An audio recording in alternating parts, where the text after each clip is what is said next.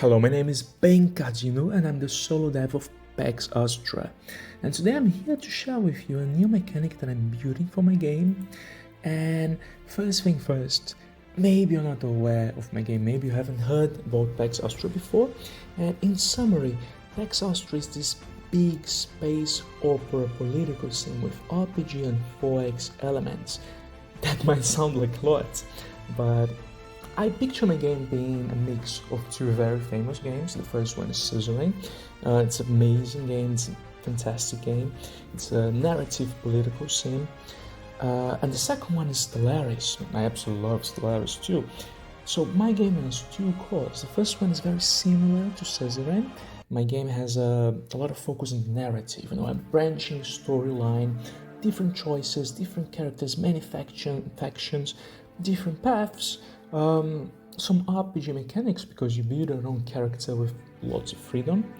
And then you have the second core of the game, which is based on these that you see in the screen right now. Not exactly this, but like these mechanics here for economic, space exploration, military. You have a very strategical layer to the game where you interact with markets, you build or buy military units, you explore space, you colonize other planets. And I have to share to you today a mechanic related to the expeditions. So we go here to the regions, the planets that we have discovered in our exploration of space, and this one is a colony area. And then we have this complex menu, but I don't want you to worry about this right now. All of this will be explained. A lot will change here actually. So on So when we click the expeditions menu, we open up to all these characters here. Every single one of them is different. I mean, this is named Urbana, and this is also named Urbana, but outside of this, every single character here is different from each other. He has different traits, he has different attributes, different age, genre, and you can see for yourself.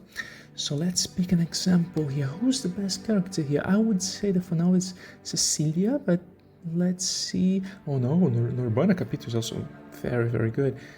I'm sorry for my pronunciation of these names.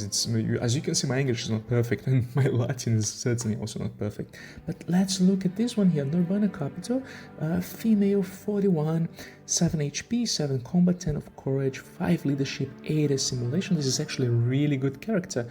She's a martial artist. That's good. She's courageous, and this here impact the attributes, as you can see if you read the menu next to the proceed button. But she's also xenophobic. So you can see here that she is xenophobic, and that's a big problem, you see. You see why. I'll showcase to you why in this gameplay today.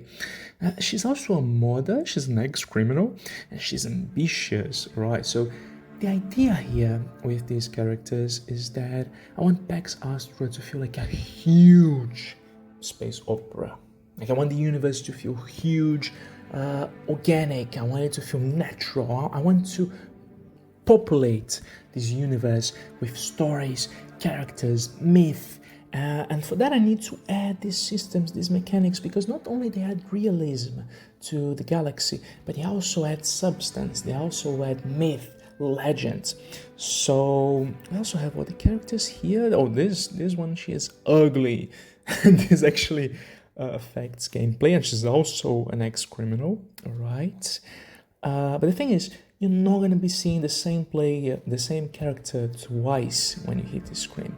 So let's proceed. And here we have the map for Terrea. Of course, it's still being made.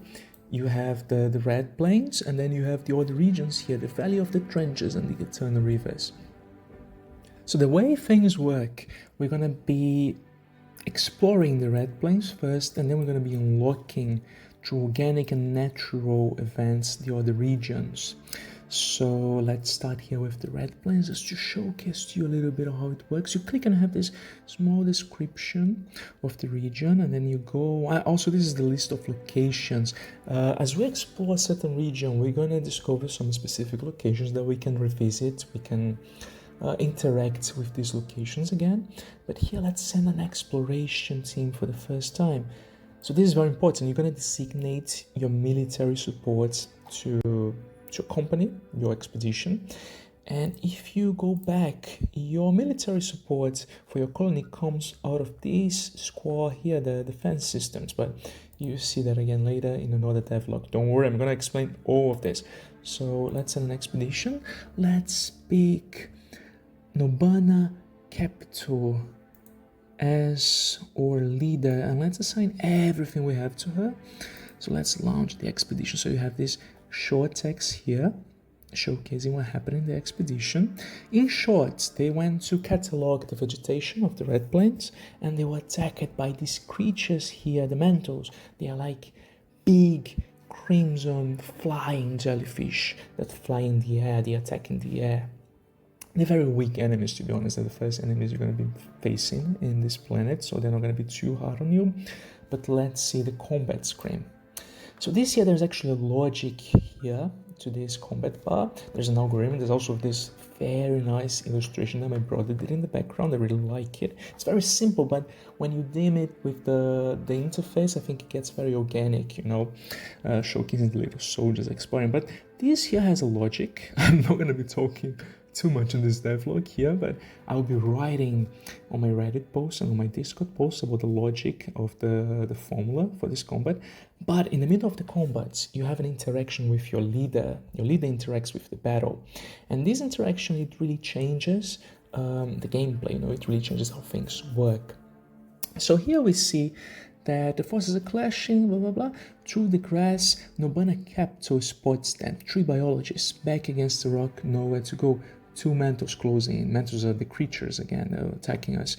Nobana Capital steps forward, putting herself between the researchers and the creatures. So pause. These only happen because of her high courage. I plan to add here a way to signal this, but this paragraph here only happened because she's courageous. If we had a coward character, the coward character would just step out and let the biologist die. But still, she needs to fight the mantles. She's courageous enough to step in, but she still has to win the mantles. So she fires. First shot drops 1 clint, second takes 2 bolts. She wins the fight. She kills the mantles, and she gives extra 5 combat bonus. So when we unpause the combat, you see 5 points being added here. So the interactions that the leaders have with the battle, they can change how everything works. They can change the tide of the battle. Again, this is very early work, so I plan to add ways here to showcase exactly how the attributes impact the decisions, but let's proceed. So okay, we won this battle easily, very easily. So we see here the reports of the mission. Experience gained, so your leaders, they can level up. I'll talk about that later, but they can later, no, in another video, but they can level up. We didn't lose a single military. We return to the map. Let's go in another one. Okay, so that's good. Nobana Capital is xenophobic. Okay, I'll be able to showcase how xenophobic characters, they impact the words. Let's launch an expedition. Okay, so in these events here, we find a native man, an old man, and this man, he gives us a map. He talks to us about another region of Terrea, and he draws the route, and that's showcasing to us how to reach this region. Okay, so this guy is really nice. He's a native from a tribe, and he really helped us, but nobody is xenophobic, you see. So since she is xenophobic, she kills the man with no reason at all. She just shoots on him as he's walking away. So this changes the diplomatic relations we have with the natives. Again, some players, they might complain that this is out of their control, but I honestly think it's a really nice mechanic because yes, like you're the president of Altara, you're not going to be in specific control of every single expedition, and still you can see that this woman here, she's really good, she's really courageous, she's really strong, but she's a fucking xenophobic piece of shit. So you can assign her because she's really useful, she's really good, but at the same time, there are going to be consequences for that. Alright, so let's return to the map, and we unlocked the Valley of the Trenches, as you can see, but I'm going to showcase this in another video. This is a very early video just to showcase to you how these systems are going to work.